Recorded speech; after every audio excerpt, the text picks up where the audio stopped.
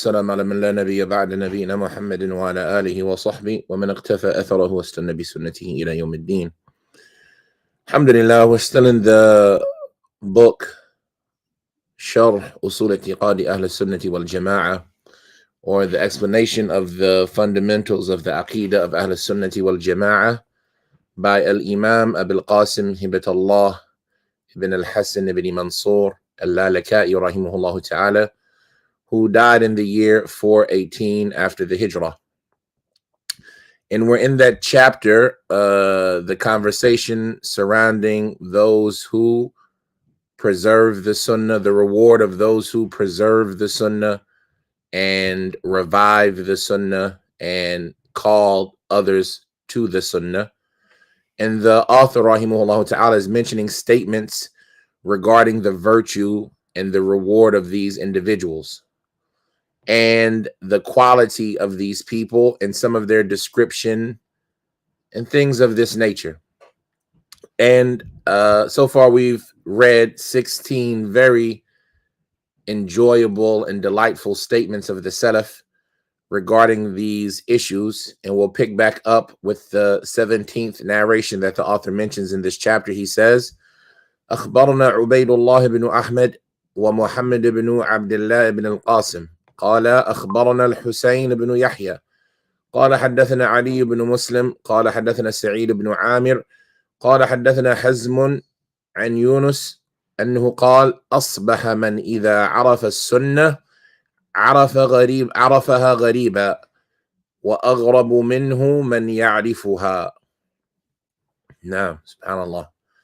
Like, these statements are meant to make us reflect and like think about these statements and the when they're being made, the time period that they're being stated or that they're being said during. So this narration, he says that Ubaydullah ibn Ahmed informed us, along with Muhammad ibn Abdullah ibn al-Qasim. The two of them said that Al-Husayn ibn Yahya informed us. He said that Ali ibn Muslim narrated to us. He said that Sa'id ibn Amir narrated to us. He said that Hazmun narrated to us on the authority of Yunus. And this is Yunus ibn Ubayd.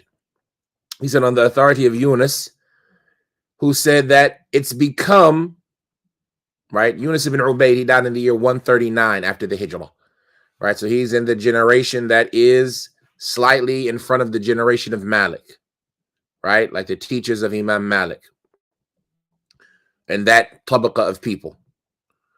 He says that Yunus said that it's become that the person who knows the Sunnah only, or the person who is able to recognize the Sunnah, he only recognizes it as a strange thing, in a strange way, right? أصبح من إذا عرف السنة عرفها غريبا. Those who know the Sunnah, those who are able to recognize the Sunnah, they recognize it in a strange way. And even stranger than that person is the one who actually recognizes the Sunnah, right? It's become the one who recognizes the Sunnah and who knows the Sunnah only knows it in a strange way. And even stranger than the one who was just mentioned is the one who actually even knows the Sunnah to begin with. What does this statement mean? How to better translate this statement? أصبح من إذا عرف السنة عرفها غريبا. It's become the one that recognizes the Sunnah. Consider the Sunnah as an individual that you knew from a long time ago. Somebody that you used to constantly be around, interact with. You enjoyed their company. You benefited. You knew them like the way you know your own children. And then after the passage of time and the distance between the two of you, when you finally see that individual again, you might be able to recognize him eventually, but you recognize him as a stranger. Oh, wow, it's nice to see you. Haven't seen you in a long time. So Yunus is saying, and he died 139 years after the Hijrah. And this is his statement at that time, right? We're talking about less than 100 years since the Prophet's death, or maybe slightly over 100 years after the Prophet's death. And Yunus is saying it's become that the one who recognizes the Sunnah, he only recognizes it as a stranger, right? Maybe after reminding and getting to talk to it and all of those things, he'll remember, oh yeah, you're the Sunnah. But generally speaking, the one who actually can identify and recognize the Sunnah, he only recognizes it as a stranger. He sees somebody praying foot to foot, shoulder to shoulder, and he says, oh man, yeah, we did used to do that. That was the Sunnah. He sees somebody praying the Sunnah of Dhuhr in their home instead of in the masjid. He says, oh yeah, that's right. I remember that. That was the Sunnah. It's become the one who can recognize the Sunnah. He only recognizes it as a stranger, right? The one who you talk to him about correct aqidah, it's as if, oh yeah, that is what the Muslims used to believe. I remember that the Muslims didn't used to say Allah was everywhere. Instead, they said Allah was above his throne. That's right. But they only recognize it as a stranger, something that is not common. It's as if they remember or recollect about a time when the Sunnah was obvious and easily to recognize. But now the Sunnah can only be recognized by somebody who recognizes a stranger who hasn't been around in a long time. So this is what Yunus is saying. It's become the one who recognizes the Sunnah, only recognizes it as a stranger. And even stranger than that person, the person who recognizes the Sunnah as a stranger, is the one who can even recognize the Sunnah at all. Because there is وَأَغْرَبَ مِنْهُ مَنْ يَعْرِفُهَا, right? Most of the people, they won't even recognize the Sunnah as a stranger, right? And so it's even stranger than the person who recognizes it as a stranger, the person who can recognize it in the first place. أَصْبَحَ مَنْ إِذَا عَرَفَ السُّنَّةِ عَرَفَهَا غَرِيبًا وَأَغْرَبَ مِنْهُ مَنْ يَعْرِفُهَا. Our teacher, he mentioned, explaining this narration, he said, أي إذا علم السنة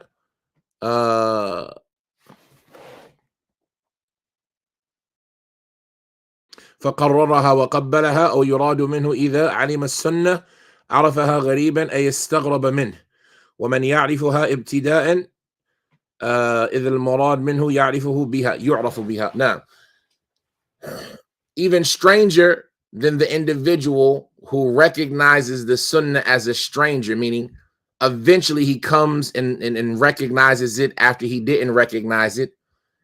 The more uncommon person is the person who can recognize it to begin with, meaning a person who just can even spot out that it's the Sunnah in the first place. And so if you have three types of people, a person who doesn't identify the Sunnah at all, not with a little bit of time and thinking, not immediately, not at all. He can't recognize the Sunnah. This is the majority of the people.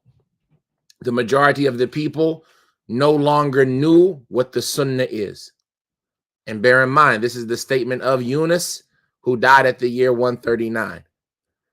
And then the uncommon people, like the unique people, the special people, are the ones who, after a while and getting reacquainted and introducing, oh, they remember who the Sunnah is.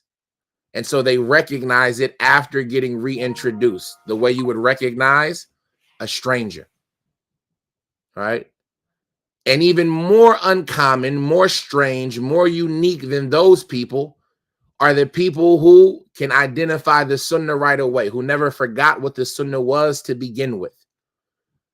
And how few are those people who know the Sunnah and identify the Sunnah immediately. And those individuals are the scholars.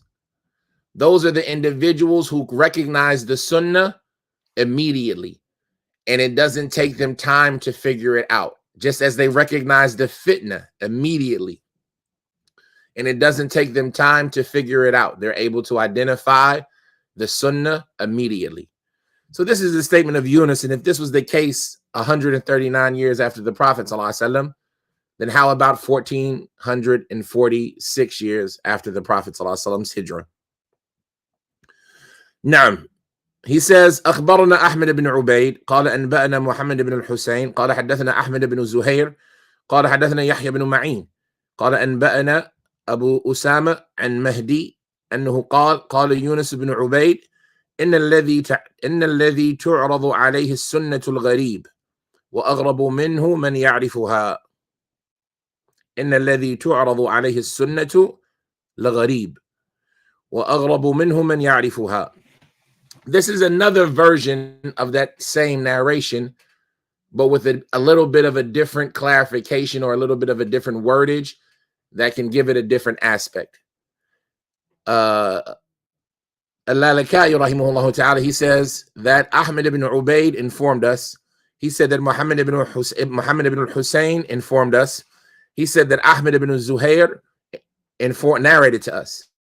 He said that Yahya ibn Ma'in narrated to us. He said that Abu Usama informed us on the authority of Mahdi, who said that Yunus ibn Ubaid, he said, the one who the Sunnah is presented to him is a strange person in today's time, right? An uncommon person in today's time is the one who the Sunnah is presented to him, meaning the people that you can actually show them the Sunnah and they'll listen to it and accept it and recognize it after it's given to them are strange in today's age. And even more stranger than those people are the ones who know the Sunnah to begin with. So if we're looking in that same example that we mentioned from his statement last time, from the people are those who don't know the Sunnah. And so even if you show them the Sunnah, they won't recognize it. And so they'll continue to use as their foundation and their relationship with Allah and their carrying out of actions and in their belief, they'll continue to use whatever desires and innovations and inclinations that they have and that they've been upon. Because even if you show them the Sunnah, they won't recognize it. And we see this in people nowadays. There's a lot of people that even if you show them the hadith, they say, but so-and-so said. But what about? And it's as if they don't even know the Sunnah, even if you show it to them. They don't know Bukhari. They don't know Muslim. They don't know any of those things. They don't know anything about the Sunnah. And how abundant is this? People who it's as if Islam isn't anything more than a title and a nationality because they don't know anything of the Sunnah.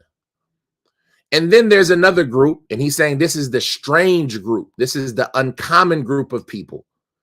Are the people that if you present the Sunnah to them, they'll recognize it, right? They don't know it on their own, but if you tell them, hey, it's a hadith in Bukhari. Oh, I heard of Bukhari before. So that's a hadith of the Prophet. Okay, well, then that's what's up. If you present it to them, they'll recognize it. Right? And so this is the uncommon person that if the Sunnah is presented to them, these are the strange people, the ones who you can show them the Sunnah and they'll accept it. Because most of the people won't even recognize the Sunnah or know its importance and know its value and know that it is an evidence that proves things and how to use it. Most of the people won't do that. But some of the people, they have this relationship with the Sunnah that if they recognize it, they recognize it as a stranger. You have to get them reacquainted with it. You have to introduce them to it. And that's why this narration says, from the people that the Sunnah is presented to them are strange. Those who you can introduce to the Sunnah are the uncommon people. But even stranger or more uncommon than those people are the people who actually know the Sunnah in the first place. Right? Who are the people that are doing the introduction? If we're keeping with that example of the people that are introduced to the Sunnah are very rare, then who are the people that introduce the people to the Sunnah. They're even more rare and more unique. And so more uncommon than the ones who can be introduced to this stranger that is the Sunnah are those who can introduce the Sunnah to these people. And so in simple terms, the students of knowledge are very uncommon nowadays, because these are the ones who can be introduced to the Sunnah. And these are the ones who, when they read something, they say, man, I didn't know that. And they get more information and they get more acquainted and recognized with the Sunnah. And so when they come and they recognize the Sunnah, they recognize it or they get to know it as a stranger. They say, oh man, I didn't know that you could pray like this. Oh, I didn't know that you could raise your hands like that. Oh, I didn't know there were, difference of opinions about how to hold your feet in sujood. They recognize the Sunnah the way one would recognize a stranger, the way one would get to know a stranger. So that's the student of knowledge. And they're uncommon, they're rare. And this was during 100 years after the Prophet ﷺ. And even more uncommon than that are the teachers, the educators, the scholars who can instruct and who can introduce a person to the Sunnah.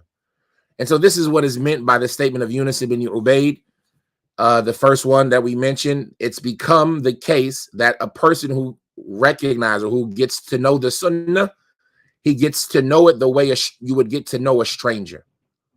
And even more uncommon than that person is the person who actually knows the Sunnah to begin with. Or the other version of his statement, the one who can be introduced to the Sunnah today is strange or uncommon. Excuse me. And even more uncommon than him is the one who knows the Sunnah to begin with. They mention another version of the statement of Yunus ibn Ubayd. And so it shows you that to him, this statement was important. He said, أخبرنا محمد بن سليمان قال حدثنا محمد بن حمدوية قال حدثنا عبد الله بن عبد الوهاب قال حدثنا عبد الله بن سابق قال يونس بن عبيد ليس شيء أغرب من السنة وأغرب منها من يعرفها. The same statement, but with a slightly different implication. Al-Lalakai, he says that Muhammad ibn Sulaiman informed us. He said that Muhammad ibn Hamduya informed or narrated to us. He said that Abdullah ibn Abdul Wahhab narrated to us. He said that Abdullah ibn Sabiq narrated to us. He said that Yunus ibn Ubayd said, there is nothing more uncommon today than the Sunnah. Right? It's very rare today that you can find the Sunnah. There's nothing more uncommon than the Sunnah. If you go here, if you go there, this masjid, that masjid, this city, that city, there's nothing more uncommon than the Sunnah. Meaning most of the people aren't doing the Sunnah. There's nothing more uncommon than the Sunnah. And even more uncommon than the Sunnah is the one who can recognize it. And so this statement, if the last two statements were about the student and the teacher, this statement has a little bit more to do with the actions of the people and the scholarship. So most of the people don't do the Sunnah. Most of the people aren't practicing the Sunnah. They're not practicing the Sunnah in their belief, and they're not practicing the Sunnah in their action. And this is important to understand when people start making statements like, well, the Muslims have been doing this for 500 years, for 600 years, or all of the Muslims in this country or that country have been doing this. Are you telling me that they're all wrong? All of these Muslims throughout history have been making dua to people in the graves. Are you telling me that it's wrong? Right? How can you say that it's wrong when all of these Muslims throughout history have been making dua to deceased individuals? We say, Laysa shay aghrab min as-sunnah. There's nothing stranger today than the Sunnah. It's very hard to find people doing the Sunnah. So don't use as an evidence or as an excuse the majority of the people that are doing something. Yes, making dua to somebody in the grave and asking them for their help is shirk and kufr and takes a person out of Islam. And it's not an argument to say that, well, so many Muslims have done it and none of the scholars said that. No. There's nothing that is more uncommon than the Sunnah. We're not surprised that the most of the people have said Allah is everywhere, because there's nothing more uncommon than the Sunnah. The Sunnah is Allah is above his throne. Well, how many Muslims from here to Pakistan to India to China to Uzbekistan from generation to generation have said Allah is everywhere? There's nothing more uncommon than the Sunnah. Right? It's not surprising that so many people have said something contrary to the Sunnah, because there's nothing more uncommon than the Sunnah. And this was during the time of who? Yunus ibn Ubaid, 139 Hijri. And so this shows us, for some reason I want to say 149. I think my eyes read it wrong. But if I'm not mistaken, it's 139. Yunus ibn Ubaid. I just started questioning myself. Yeah, 139. Yeah, 139 Hijri. So this is something that it's not strange. And even if a person was doing the Sunnah, meaning sometimes there's something more uncommon than the Sunnah. Most of the people aren't doing the Sunnah.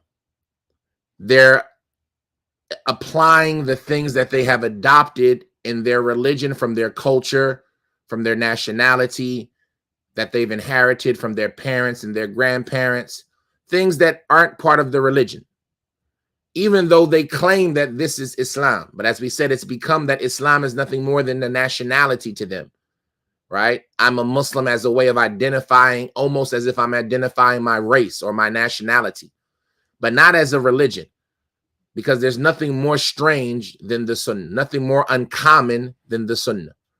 And even if in their culture and in their lifestyle, some of the Sunnah has survived, it's even stranger or more uncommon to find somebody who can recognize what is the Sunnah, i.e., what is the Sunnah that remains in their culture, in their lifestyle, and what is the Sunnah that should be implemented in their culture, in their lifestyle. And these are things that we see in people. You'll see a person from this country or that country doing things, and what he's doing isn't the Sunnah. It's completely out of left field. But there might be an action or two that is from the Sunnah, but nobody knows it's from the Sunnah. Nobody recognizes it, as this is something that was left over from the Sunnah. So it's very uncommon today to see people doing the Sunnah. And more uncommon than that are to see people recognizing what is the Sunnah. So even if somebody did it, it's even harder to find somebody who can recognize what it is. So this is another version of the statement of Yunus ibn Ubaid.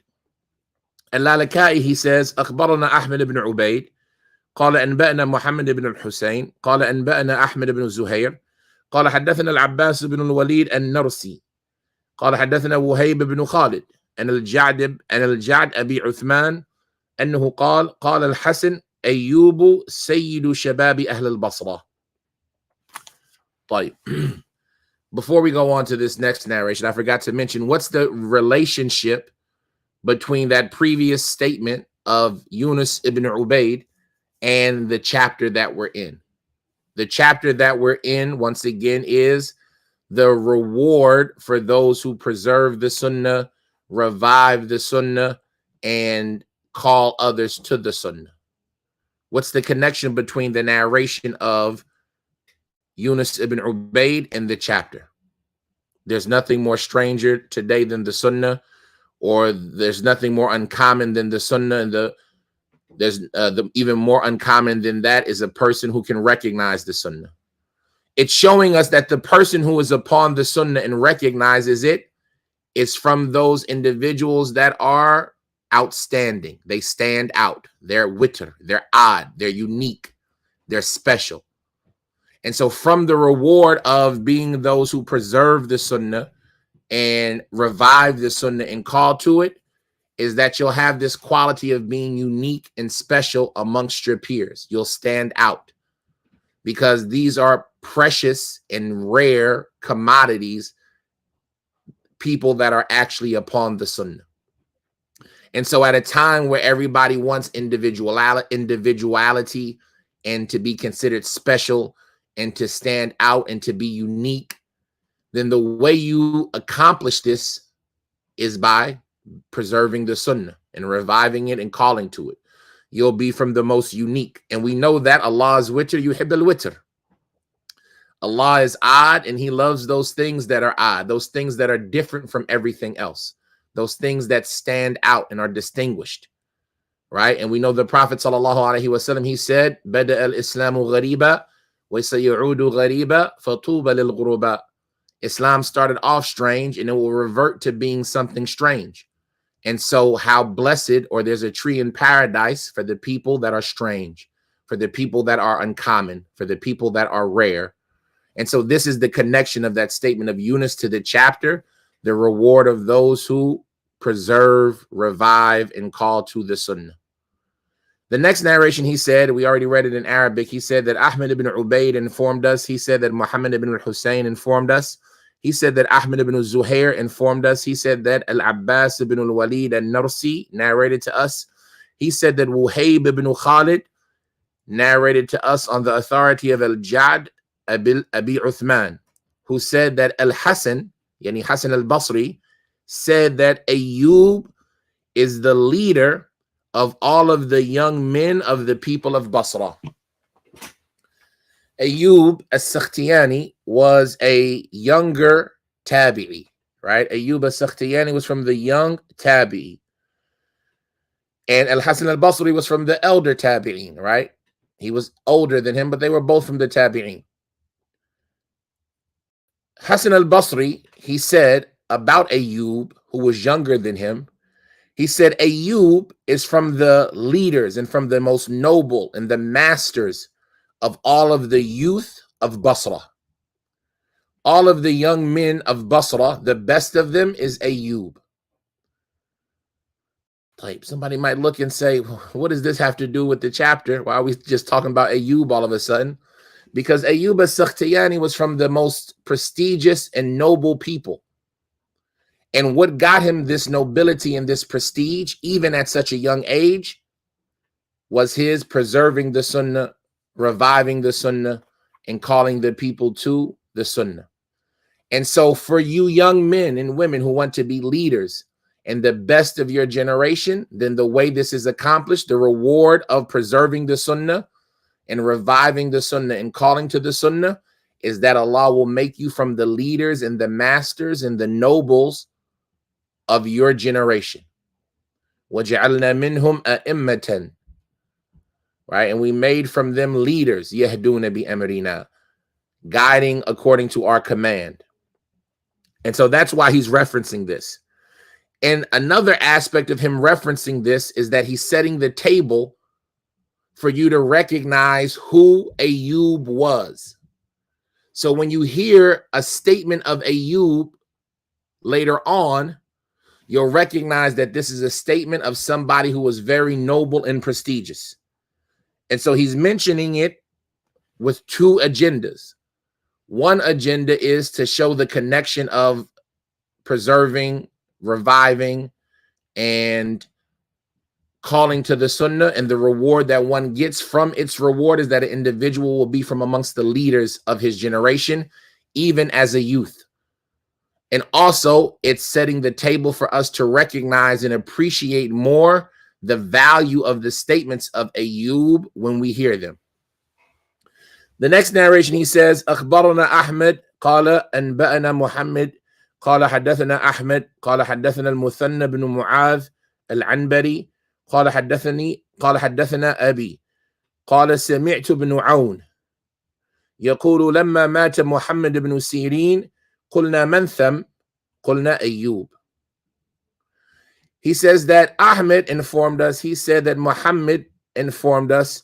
He said that Ahmed narrated to us. He said that Al-Muthanna ibn Mu'adh al-Anbari narrated to us. He said that my father narrated to us. He said, my father, Mu'adh al-Anbari said, I heard Ibn Aoun, right? Ibn Aoun, Abdullah ibn Aoun from the Tabi'een, or the Atba' Tabi'een. He died in the year 152. I think he's from the Tabi'een, from Sigar al-Tabi'een.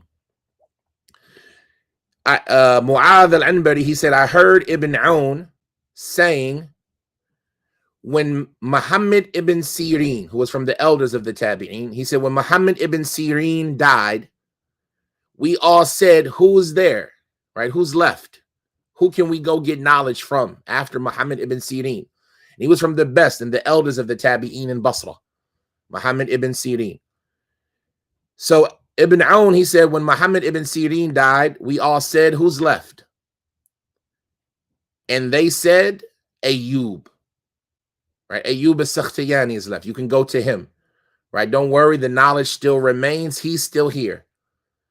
And so this is the reward. This is the prestige of those who preserve the Sunnah and revive the Sunnah and call to it, is that they are the next generation. They are the future. They are the next ones up. And for a person to be slotted into that position to fill the role of somebody like Muhammad ibn Sirin, then this is a prestigious responsibility or role or position to have. And he got that position through his preserving, reviving, and calling to the Sunnah. Al-Lalakai, he says, أخبرنا أحمد قال أنبأنا محمد قال حدثنا أحمد بن إبراهيم قال حدثنا أبو جعفر بن الطباع قال سمعت حماد بن زيد يقول كان أيوب عندي أفضل من جالسته وأشده اتباعا للسنة. Right? So if one was wondering, why is he mentioning all these statements about Ayyub? How does it relate? He says, Ahmed informed us. He said that Muhammad informed us. He said that Ahmed ibn Ibrahim narrated to us. He said that Abu Ja'far ibn Tabba' narrated to us. He said that I heard Hamad ibn Zayd. And Hamad ibn Zayd is one of the two Hamads. And Hamad ibn Zayd, if I'm not mistaken, is the younger of the two of them. And he's the one who died the same year that Imam Malik died. Ahmad ibn Zayd, he's the one who died the same year that Imam Malik died, 179. So Ibn Tabba', he said, I heard Hamad ibn Zayd, he said that Ayyub was the best person or the most virtuous person that I've ever had the pleasure of sitting with. And he was the most severest of them in following the Sunnah. He was the most serious of them about following the Sunnah. And so this narration is meant to be the clarification of why he mentioned these previous narrations. The statement of Al-Hasan that Ayyub is the best of the youth of Basra, and the statement of Ibn Aoun that it was said to us, who's left after Muhammad ibn Sirin? And they replied, Ayyub. How did he get to that position? Hamad ibn Zayd is telling you, Ayyub was the most virtuous person I've ever had the pleasure of sitting with, and he was the most serious of them about following the Sunnah. And that seriousness in following the Sunnah is what led to his position. We'll take three more narrations. He says, أخبرنا أحمد بن عبيد قال أنبأنا محمد بن الحسين قال حدثنا أحمد بن زهير قال حدثنا عمرو بن عاصم الكلابي قال حدثنا سليمان بن المغيرة قال كنت عند حميد بن هلال فلما قام من مجلسه تبعه أيوب ويونس بن عبيد في ناس فدخلوا عليه فرأيت في وجهه المساءة قلت ما لك؟ قال كنت أحسب أن هذين يعني الشيخين الحسن وابن سيرين إن هلك خلفهما يعني أيوب ويونس. قلت وإنا لنأمل ذلك فيهما. قال أما رأيت اتباعهما إياي؟ قال وكره فعلهما. طيب, this narration requires some context. He says that Ahmed ibn Ubayd informed us. He said that Muhammad ibn Hussein informed us. He said that Ahmed ibn Zuhair narrated to us. He said that Amr ibn Asim al-Kilabi narrated to us. He said that Sulaiman ibn al-Mughira narrated to us. He said, I was with Humayd ibn Hilal. Humayd ibn Hilal. So when Humayd got ready to leave, when he stood up to leave the gathering, right? He was a teacher from the Tabi'een, Humayd ibn Hilal. When he stood up to leave the gathering, Ayyub, yani Ayyub as-Sakhtiyani, and Yunus ibn Ubayd followed him amongst a group of other individuals, right? If you all have ever had the pleasure of being with the scholars, for example, you might see that when the sheikh leaves the dars, there's usually a circle of students following him out, asking questions, trying to get information on the way out, right? So he said that when Humayd ibn Hilal stood up to leave the gathering, Ayub and Yunus, amongst others, followed him. And they entered upon him. They followed him even into his home, or followed him wherever he was going, to asking him questions. Sulaiman ibn al-Mughira, he says, and I saw displeasure in his face, in the face of Humayd ibn Hilal. When they were following him, I saw him displeased. I could see the displeasure in his face. And so I said to him, what's wrong with you? And he said, I used to think that these two, i.e. the two sheikhs, Hassan and Ibn Sirin, Al-Hassan al-Basri and Muhammad ibn Sirin. He said, I used to think that these two, when they died, these two guys would take over. I used to think that when Hassan al-Basri and Muhammad ibn Sirin died, I used to think that Ayub al-Sakhtiyani and Yunus ibn Ubayd would take over for them. They would take their place. And so Sulaiman, he said, we have the same hope. We think the same thing, right? We want that hopefully these guys will take over for them after as well. And then Humayd ibn Hilal, he said, didn't you see the two of them following me? And he disliked what the two of them did. This narration, as we said, it takes some clarification. One, there are a lot of etiquette from the Salaf in seeking knowledge that some of us are unaware of in today's age. And even some of those who are aware, sometimes we don't apply it. And even those of us who are aware, there could be disagreement about, is it really disliked or not? So we'll talk about some of the benefits. The first benefit is every teacher is different. Every teacher is different. Some teachers disapprove of things that other teachers are okay with. And so it's important that the student, when studying the books about the etiquette of the student, when he sees things that are contradictory or different, they understand that it varies from teacher to teacher. So in the past, some of the Salaf didn't like that their students follow them and ask them questions outside of the dars and follow them into the hallway and follow them out of the masjid. Right, Sheikh, I got one more question, right? This was something that they considered uncouth, right? Not correct, not proper. You learn in the lesson and you pay attention to the lesson, and the things that you need to understand are the things that I taught you. You don't need to worry about anything else. Don't ask questions. Understand what I taught you. Memorize what I taught you. And they would consider following them after the lesson as a sign of somebody who didn't pay attention in class. And we see this, right? Amongst ourselves and in our environments. Sometimes you have a teacher who gives out information and then a student asks the same question that the teacher just explained, right? I go through this often. You give the homework assignment. Okay, today's homework is XYZ. And you explain it, and then a student says, yeah, what's the homework? How many times I got to say it? Don't make me repeat myself. Don't follow me after class asking about questions that I didn't tell you about. Learn what I taught you. That's what's important.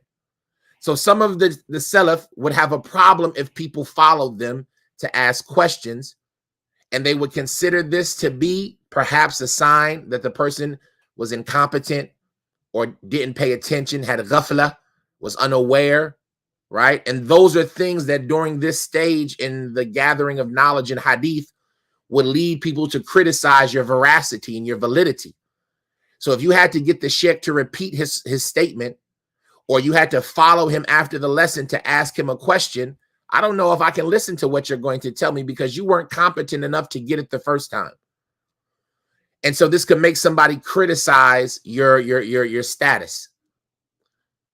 Now, Does it mean that it's always a bad thing? No, sometimes some teachers were okay with you asking a question, right? Ibn Abbas, how did you get the knowledge that you acquired with a heart that comprehends and a tongue that constantly asks, right? And so there's etiquette that an individual has to learn and put together when it comes to seeking knowledge.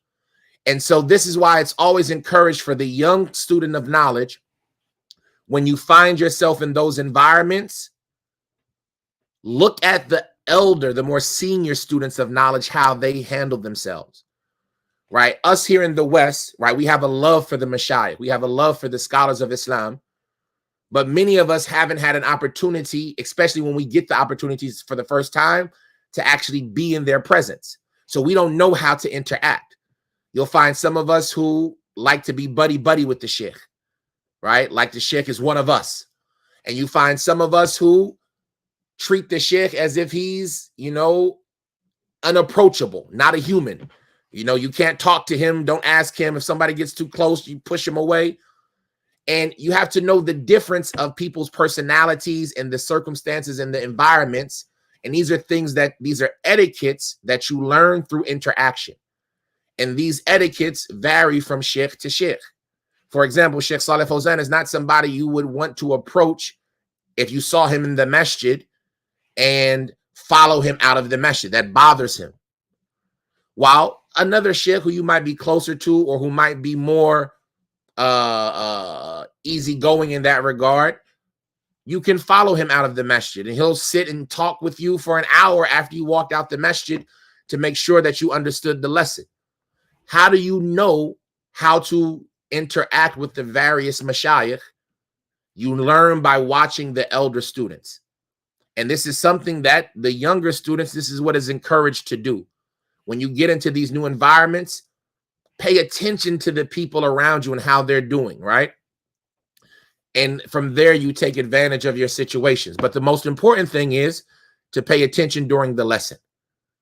And there's other etiquettes and things like that we'll perhaps get into when we get into the book about knowledge and its virtue. But in this circumstance, Humayd ibn Hilal was somebody who didn't like to be followed after the lesson. And it could also just be from their tawadu. Like, for example, their humility doesn't feel that they deserve that you follow them around and chase them down for information, right? You can go ask somebody else. You can go Google it. You can go research in a book. You see what I'm saying? You don't have to chase me down, because that leads a person to thinking that they're prestigious. So there could be numerous reasons why a teacher would be disliking of students following him around. He might be busy. He might have to go write a paper, do some research. He might have to get to his family, right? The mashayikh, they spend so much time servicing us and educating us. He might need to get to his wife and get to his children. And you trapping him outside of the masjid to ask him one more question that could wait till tomorrow, or you could go home and research, or you could ask somebody else, is going to inconvenience him. So there's a lot of reasons why a sheikh might be disapproving of somebody following them around.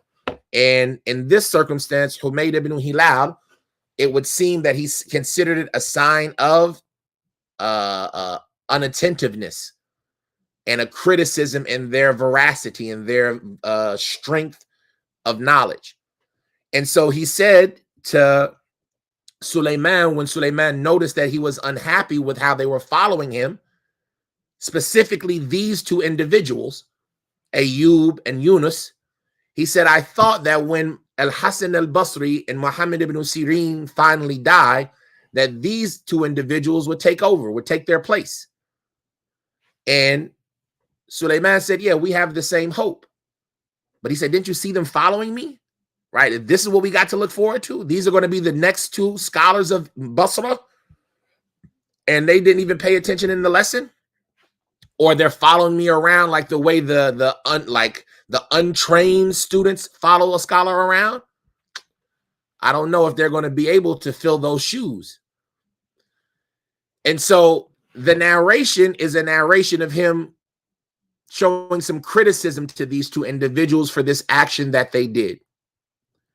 Even though these two individuals from the most majorest of scholars of their time, and they did fulfill the shoes of people like Hasan al-Basri, Muhammad ibn Sirin.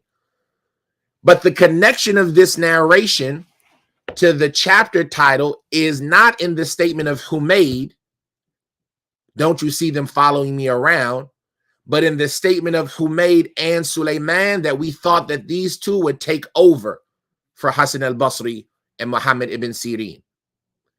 And the reason why you would think that they would take over is because of their preserving of the Sunnah, their reviving of the Sunnah, their calling to the Sunnah. And that's why Humayd was disappointed when he saw them following him, because he's saying, I thought these two preserved the Sunnah better than that. That they would hear the information, understand it, and wouldn't need to follow me around or ask me to repeat it. And so that's the connection of this to the chapter, that in preserving the Sunnah, you'll be the one who takes over for the scholars of your time. So if somebody wants to be the next Fawzan, the next Abdul Muhsin, the next Sheikh Rabi', right? If somebody wants to take over in these qualities, how these individuals took over for people like Sheikh bin Baz and Sheikh Al-Uthaymeen and Sheikh Al-Albani, then a person has to preserve the Sunnah the way they preserved it, and revive the Sunnah the way they revived it, and call to the Sunnah the way they called to it. And like this, they'll take over for them. Now, we said two more narrations. He said, أخبرنا أحمد قال أنبأنا محمد قال حدثنا أحمد بن إبراهيم قال حدثنا عمرو بن عاصم قال حدثنا أبو سليمان رجل من بني نمير قال رأيت سالم بن عبد الله يسأل عن منازل البصريين هل قدم أيوب، فلما رآه أيوب جمح إليه فعانقه، قال وجعل يضم إليه، قال وإذا رجل خشن عليه ثياب خشنة، فقلت من هذا؟ فقال سالم بن عبد الله بن عمر. Trying to see this word, jamaha ilay. I don't know that word. I want to say it's like the way that he walked to him was like kind of like with some pep in his step, right? Like rushing, and like how you rush to somebody that you haven't seen in a long time who you love. But let's see, jamaha ilay.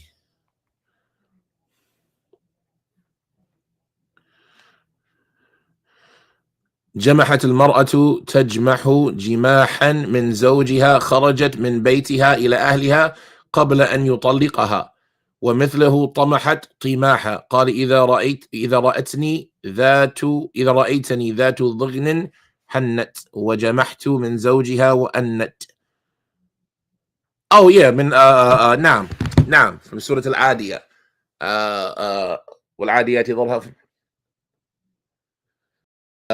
سبحان الله والعاديات ضبها فالموريات قدها فالمغيرات سبها فأثرن به نقعا فوسطن به جمعا. No, that's جمعا. إن الإنسان لربه لكنود. What's the ayat? جموح, like you say الفرس جموع إذا لم يثني رأسه, right? وجمح الفرس بصاحبه جمحا وجماحا ذهب يجري جريا غالبا. You say جمحا when a person rushes towards something and doesn't look around, right? He's straight on to it, right? The way you rush to something and without looking around, caring about anything else. So this narration, he says that Ahmed informed us. He said that Muhammad informed us. He said that Ahmed ibn Ibrahim narrated to us. He said that Amr ibn Asim narrated to us. He said that Abu Sulaiman, who was a man from the tribe of Numair, informed us. He said, I saw Salim ibn Abdullah. Salim ibn Abdullah, the son of Ibn Umar, was from the scholars of the Tabi'in and their elders. So this individual, Abu Sulaiman, he said, I saw Salim ibn Abdullah asking about where are the people from Basra, right? During Hajj, when you're in Mina, right, where the tents are outside of the city, every location would have a section where their tents would be. Similar to how it is today, like where are the American tents at? Where are the tents for the American people? Where are the tents from the people from Kuwait? Where are the tents from the people from Afghanistan? Like every area, you would find their tents kind of in a certain area. So this individual is saying, I saw Salim ibn Abdullah asking about the location of where the people of Basra are at, right? Where are the tents of the Basriyin at? Where are the tents of the Basriyin at? And he would ask everybody, is Ayyub. Did Ayyub come? Did Ayyub come?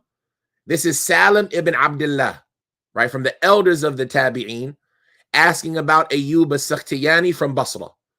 Where are their tents at? I want to go see him. Did Ayyub come every day? Have you seen Ayyub during Hajj? And so when he finally saw Ayyub, he ran straight at him head first, right? Not looking around. He rushed straight to Ayyub when he finally saw him, and he gave him a big hug. Qala, yani Abu Sulaiman goes on to say, and he began to squeeze him and bring him in close, right? This is Salim, how he's treating Ayyub, subhanAllah. Where's Ayyub? Did Ayyub come? Where the people from Basra at? Where's Ayyub? He finally sees him. He rushes head first to him, gives him a big hug, and pulls him in tight.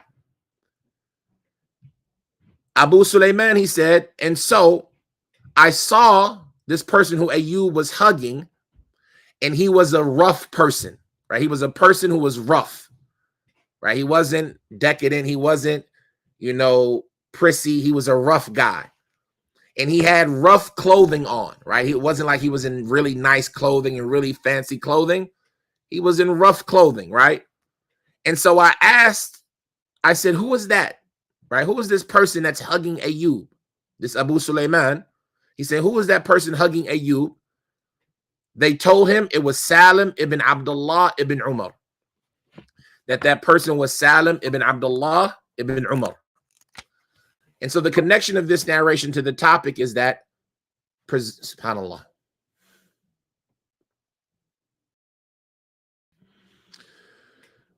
preserving the Sunnah, reviving the Sunnah, calling to the Sunnah is how you get the love of the people that Allah loves and how you get the love of the scholars.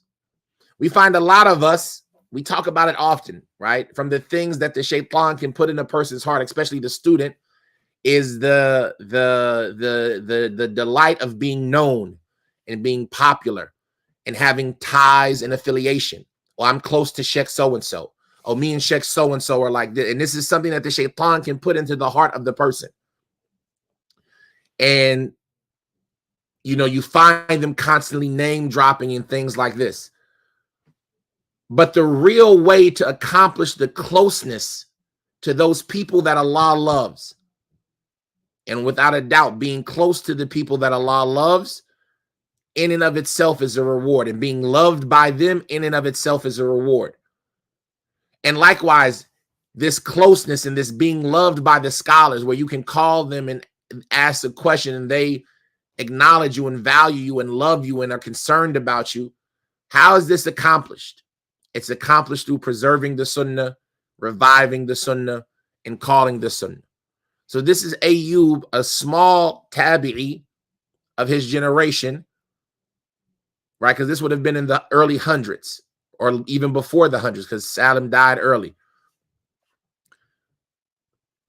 One of the leaders of the scholars of Medina, which is the center of knowledge of that time from the tabi'een, running and hugging him and loving him for no other reason than how this person was, i.e. Ayyub, and his approach to the Sunnah. Even though between Basra and Medina, there's this distance. But in spite of that, Ayyub's fame preceded him. Last one, he says, أخبرنا محمد بن عبد الرحمن بن العباس قال أنبأنا عبد الله بن محمد البغوي قال حدثنا محمد بن زياد بن فروة البلدي قال حدثنا أبو أسامة عن حماد بن زيد أنه قال أيوب إني أخبر بموت الرجل من أهل السنة وكأني أفقد بعض أعضائي. And like this, we'll stop. This narration, and remember what we said, it's as if he was setting all of this up so that we could value the statement of Ayyub even more when Ayyub finally tells us something. So all of these narrations, even though they are connected to the chapter directly or indirectly about Ayyub, and we connected by saying he accomplished these levels by his severeness or his seriousness in following the Sunnah. Here, he finally mentions a statement from Ayyub about the Sunnah, And this is a statement. Like last time we ended on the statement of, who was it? Al-Hasan. ترفقوا يا أهل السنة فإنكم أقل الناس. Right? Was that last lesson or the one before that?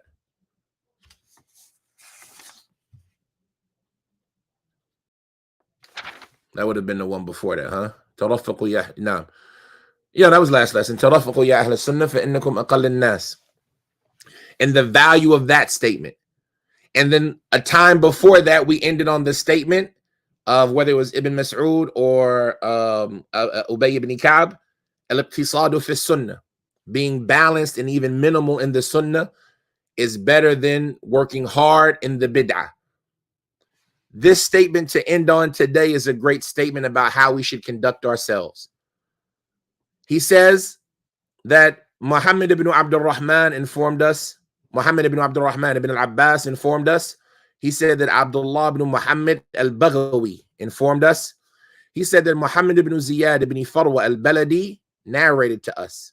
He said that Abu Usama narrated to us on the authority of Hamad ibn Zayd, who said that Ayyub said,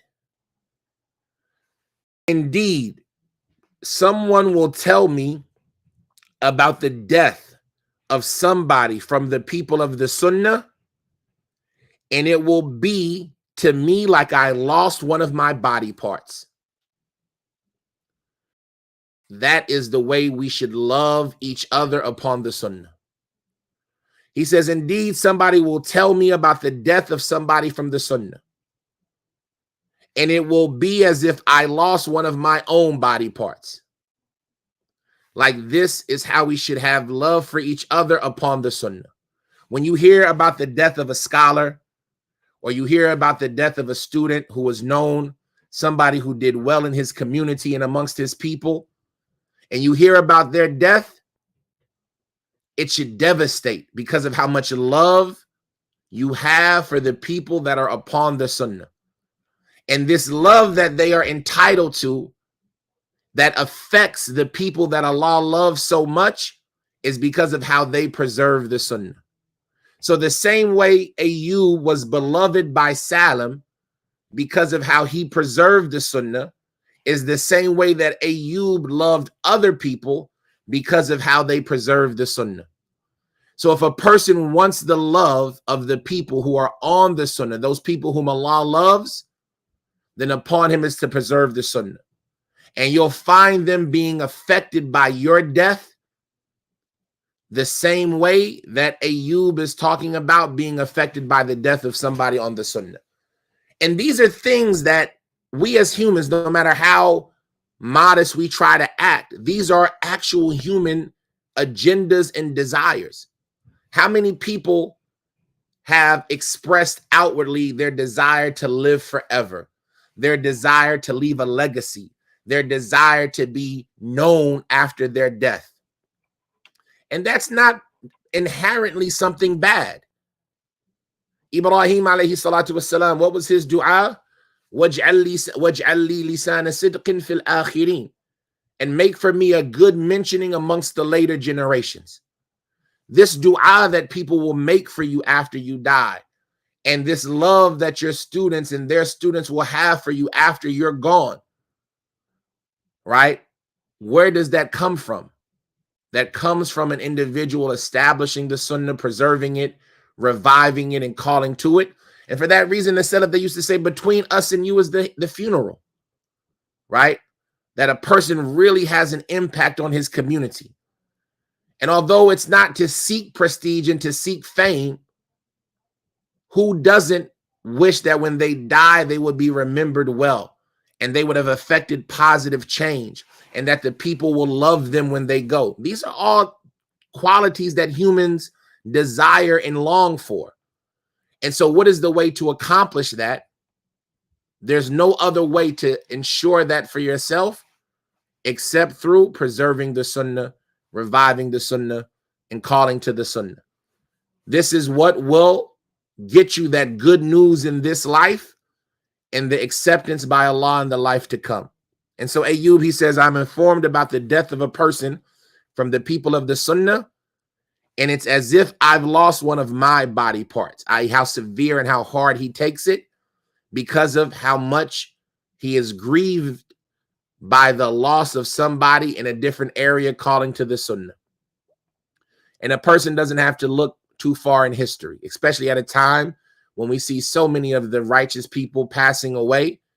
If you were alive when Uthaymeen or Bin Baz and Uthaymeen and Albani and Sheikh Muqbil died, right? Going back to that time, or some of the young and up and coming scholars who died throughout the years and the effect that they have, or even recently here in America when our Sheikh, the brother Fareed, rahimahullah ta'ala, passed away, the effect that that has on a community.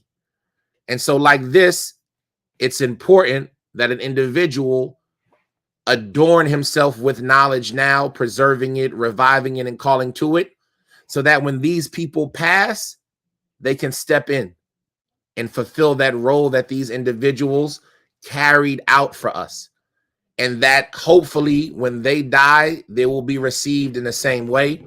We ask Allah to forgive us for all of our sins and make for us a good mentioning in this life after us, and to enter us into paradise in spite of our deficiencies. Subhanakallahumma wa bihamdika ashhadu an la ilaha illa anta astaghfiruka wa atubu ilayk. We'll pick up next time, and hopefully, I don't even know. No, we still got a ways to go before we finish this chapter. Yeah, this chapter, like we said, is pretty long. We're at narration 25, and there are 26, and there are 58 narrations in this chapter. So we're a little bit less than halfway done. Now, this is what does it say? This is showing that the Sunnah will remain and pass on to those who will preserve it also. Without a doubt, Allah raises from amongst this nation, on the top of every 100 years, that a person who will revive for it the affairs of its religion. And there will not cease to be amongst this nation a group of people who are victorious upon the truth, calling to it. They will not be harmed by those who forsake them or those who oppose them. And they will be that way until the hour is established. So there will not cease to be a group of people in this nation obvious and clear upon the truth. And like Ibn Mas'ud said, knowledge and faith are at their place. Whoever wants them, all they have to do is go get them, right? Knowledge and Iman are in their place. They don't leave. Whoever wants them, all they have to do is go get them. And you can't even give your questions answered because everyone is trying to get their question. Yeah, that's one of the difficulties, right? But a person who is consistent in the lessons, more often than not, your question will be answered in a subsequent lesson. So you don't have to be, and this is what the difference between the student and the passerby, right? The passerbyers, the people who, like, for example, if we're using the example of a person traveling and you go to Mecca or Medina, right? You don't live in Mecca and Medina.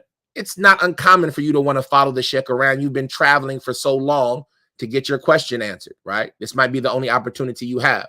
But for a student who is a student, he's there every day. He sees the sheikh in the morning and in the evening and in the afternoon, and then you follow him out. Like, come on, you can do this in a different way. Just be in class. You'll get your questions answered. And so it's not uncommon for the I don't want to call him a looky-loo, but like the individual, the passerby, right? The not student, the one who's just passing through. Yeah, it's not uncommon for them to go follow the sheikh around and ask questions. But the real student, when the lesson's over, he's reviewing. He's making sure his notes are good, right? He's making sure that everything that he had to write down at that moment is preserved, so he has it for his review. That's how it is. After the lesson's over, he's going down, he's transcribing, he's sharing notes amongst the other students. They're making sure that they didn't miss anything. And then they're going to the next class. They don't necessarily always have that time to follow the sheikh around in that situation. Like we said, there's different circumstances. Jazakumullah khair. I mean, what yakum? Do you consider giving out assignments or tests for the classes? There's no classes being taught here. This is a translation of a book with commentary. This is not a class, right? Classes require things like that, like actual learning and lesson and interaction and things like that. Like I say, this is just me reading a book for my benefit in public. We ask Allah for sincerity because we're doing an action in public. I passed those tents in Mina. I never knew the scholars would be inside. I was alone and walked past them, for sure. And that's one of the biggest benefits in Hajj, is the different hamalat, like the different groups of people, right? You find often that the scholars, they go out and they attend the Hajj with their people in groups. And so you want to know, where are the tents of the people from Kuwait? Is Sheikh so-and-so here? Is Sheikh so-and-so here? Hey, where are the tents from the people from Pakistan? Is Sheikh so-and-so here? Did he come to Hajj this year? Let me go see if I can, pop in on his tent and give salam, get a benefit. Hey, the people from Mecca, where are their tents? Is there anybody from Medina? Or did Sheikh so-and-so come? And like that, you can benefit while you're at Hajj, because they do durus, they do lessons. They'll have classes in the tents and things like that. And so it's a good opportunity to get knowledge and to meet other individuals who you might not be able to go to their countries and meet them. And from the etiquette of the student is that he tries to obtain knowledge from an abundance of teachers, not for the sake of being abundant, but for the sake of seeing the different approaches and understanding how they do, and to reach, the high levels of being a student, right? You don't want to be one of the students who you're reduced to just one teacher. You won't know the mistakes of your teacher until you study with somebody else. And so the Hajj is definitely a good opportunity to do it. Naam. سبحانك اللهم وبحمدك اشهد ان لا اله الا انت استغفرك واتوب اليك. السلام عليكم ورحمه الله وبركاته.